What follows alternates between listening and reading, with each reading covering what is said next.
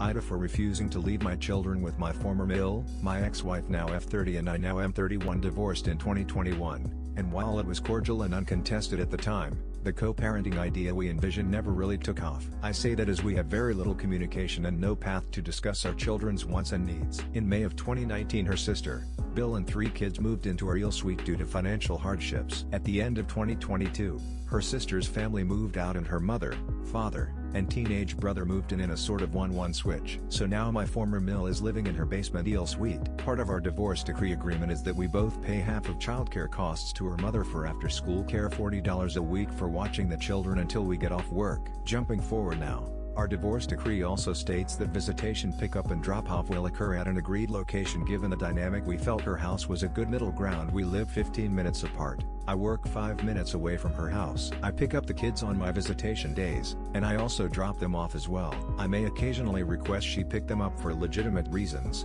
which are typically rebutted with "Why can't you drop them off? Why do I have to come pick them up?" The decree also states that both parent will be present at pickup and drop-off for visitation. Lately, my ex has not been present at drop-off. At times she will not answer my call to see when she may be home, i.e. are you 5 minutes away, or an hour away? I have expressed that I do not like leaving the kids with her mother, as they are not her responsibility. She argues that we paid her to watch them, so what's it matter? Last week she failed to be home at drop-off when I was on time. I called and informed her that I would be taking the kids back to my house where she could pick them up when she was ready. Immediately after she hung up, her mother walked out to see why we weren't coming inside. I can only assume she texted her mother as we were talking and asked her to go outside. I of course let the children go inside with her mother and left. The next time this happens I will be driving away and not parking my car at her home to call her to see where she is, and she will need to pick them up from my house. AITA for wanting my ex-wife to contribute to visitation pickup and drop-offs because a mother should not be responsible for taking care of her kids. TLDR, my ex-wife is often not present for visitation drop-offs and I refuse to leave my children with her mother that lives with her, as our children are not her responsibility. AITA for asking my ex to pick the children up from my house to hold her accountable. Added additional information as requested by comments. I pay her for after-school care $235.30 every day. After work,